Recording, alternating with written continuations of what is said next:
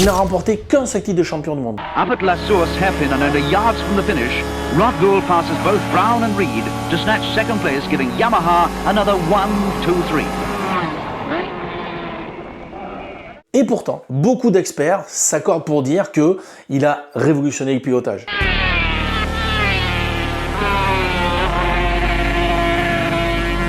Here comes Saarinen, down to Bonnevilles for the last time. Et même encore aujourd'hui, les pilotes qui roulent toujours en MotoGP lui doivent une partie de leur style. Ce mec-là, c'est Jarno Saarinen.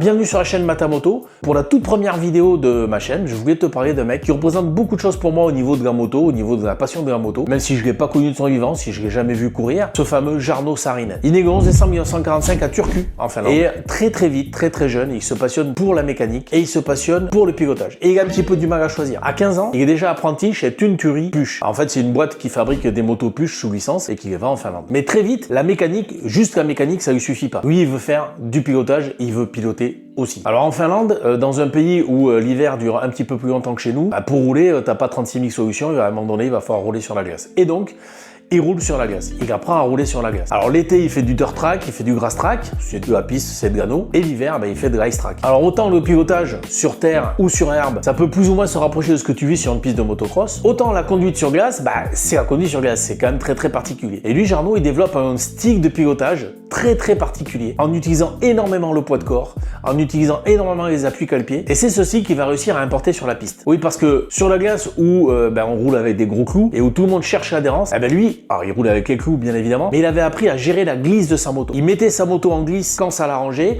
il faisait réaccrocher, reglisser, et c'est cette recherche d'adhérence ou de perte d'adhérence en fonction de son besoin pour la trajectoire qui a fait le style si particulier qu'il a développé après sur piste. En 1965, à 20 ans, il devient champion de Finlande de course sur glace. Et à la fin des années 60, il fait ses débuts en Grand Prix. Alors Grand Prix, je te fais une petite aparté là-dessus quand même. Il faut essayer de se remettre un petit peu dans le contexte de l'époque. Alors moi, je suis né en 70. Lui, il est décédé malheureusement en 73. J'ai pas connu l'époque à laquelle où il roulait. Et quand moi, j'ai commencé à m'intéresser un peu au Grand Prix, c'est-à-dire dans le milieu des années 80, déjà, c'était plus du tout la même chose. C'était beaucoup plus professionnel. Les premières datas commençaient à arriver. C'était pas du tout la même ambiance. Non, Jarno, lui, quand il a commencé à courir, pour te donner un exemple, il s'est pointé un jour à un Grand Prix avec sa moto sur une remorque et attelé derrière un corbillard. Oui, parce qu'il n'avait pas les moyens de se payer autre chose. Donc il s'est pointé avec un corbillard sur une course de moto. Les paddocks, à l'époque, n'avaient rien à voir avec ce que tu peux connaître aujourd'hui, ou même ce que tu pouvais voir dans les années 80. C'était beaucoup moins aseptisé, c'était vraiment un petit peu plus à l'arrache que ce qu'on peut connaître aujourd'hui. Les circuits aussi, les circuits n'avaient rien à voir. À cette époque-là, le Tourist Trophy faisait partie du championnat du monde. Il a été sorti du championnat au milieu des années 70 parce que jugé trop dangereux. La grande majorité des pilotes couraient dans plusieurs catégories. Donc il n'était pas rare de voir le même pilote s'aligner à plusieurs courses le samedi et le dimanche. Jarno, lui, il avait une petite particularité par rapport aux autres, c'est que lui, il se faisait sa propre mécanique. Personne d'autre que lui ne touchait à ses motos, excepté sa femme qui l'aidait à nettoyer les pièces. Mais sinon, c'est lui qui faisait sa mécanique de A à Z. Et donc après avoir fait ses débuts en Grand Prix, fin des années 60, début des années 70, on arrive à la saison 72. Là, en 72, il obtient enfin un guidon officiel. Il remporte le championnat du monde de 250, à tel point que MV Agusta a anticipé la sortie d'une nouvelle moto pour pouvoir le contrer et pour pouvoir donner la meilleure arme possible au grand Ago. L'année 1973, il la démarre tambour battant. Mais surtout,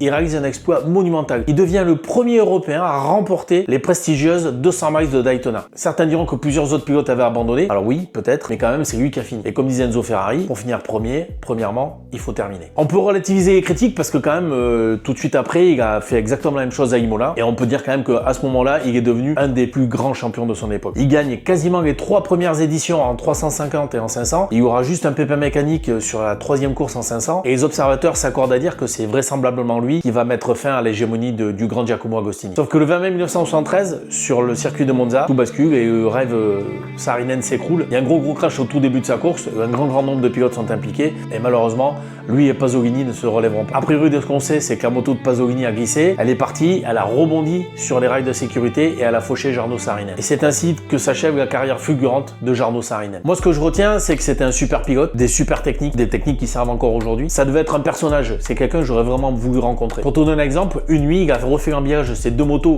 juste la veille de la course, sa 250 et sa 350. Et le lendemain, à la fin de la course, comme MV Agusta disait qu'il y avait eu triche, eh ben, il a redémonté encore sa moto une 3e fois. Tout ça pour se rendre compte que la moto était parfaitement conforme. Mais ce mec-là, c'était vraiment un mec à part. Pour te donner un autre exemple, il a fait financer sa saison de course 1970 par des banques en prétextant que ça payait ses études d'ingénieur. Alors, il a quand même eu son diplôme d'ingénieur. Une grande partie de l'argent qu'il empruntait aux banques ont servi à financer sa saison. Ce qui frappe immédiatement quand on voit les images d'époque de Jarno Saarinen qui roule, c'est sa position sur la moto. Surtout si on la compare à celle des pilotes de l'époque. La grande majorité des pilotes de l'époque restaient dans l'axe de la machine avec les épaules dans l'axe du guidon. Lui, il utilise son expérience de la glace pour pouvoir faire pivoter sa moto, pour pouvoir faire déraper sa moto. Et tout ça, c'est avec les appuis cale-pied et la répartition du poids du corps sur la machine. Il déclenchait la glisse, arrêtait la glisse, reprenait de l'adhérence, et tout ça qu'avec le transfert de poids. Et d'ailleurs, des pilotes comme Kenny Roberts et Barichin ont ouvertement dit qu'ils s'étaient inspirés de cette façon de faire pour pouvoir, eux, développer leur propre style de pilotage. Même à cette époque-là, il y a eu des détracteurs, il y avait des haters aussi à cette époque-là. Il y en a beaucoup qui disaient que c'était un fondu, que c'était un jobard. Il faut quand même retenir qu'il n'a jamais voulu participer au Tourist Trophy parce qu'il trouvait le circuit trop dangereux, déjà à l'époque. Et ça l'a pas empêché d'être titré en 72. Jarno Saarinen était un pilote innovant, inventif. Il a bousculé un petit peu l'establishment de l'époque, hein, parce que si tu regardes un petit peu les classements de l'époque, en dehors de Agostini, Elwood, tu voyais pas beaucoup de noms différents. Il n'a pas hésité à aller à contre-courant, il n'a pas hésité à aller à l'encontre des idées reçues et il a fait énormément avancer le pilotage moto en termes de style et en termes d'efficacité. J'espère que cette vidéo t'a plu. N'hésite pas à me mettre un petit commentaire, à lâcher un like, à t'abonner. Moi, j'ai plein d'autres projets pour cette chaîne. Il y aura de la technique moto, il y aura de la technique pilotage, il y aura un petit peu d'histoire de la moto. Je vais essayer d'aborder plein de sujets différents parce que moi, je suis un passionné de moto. Ça fait plus de 40 ans que je fais de la moto. Ça fait plus de 35 ans que j'ai été motard professionnel.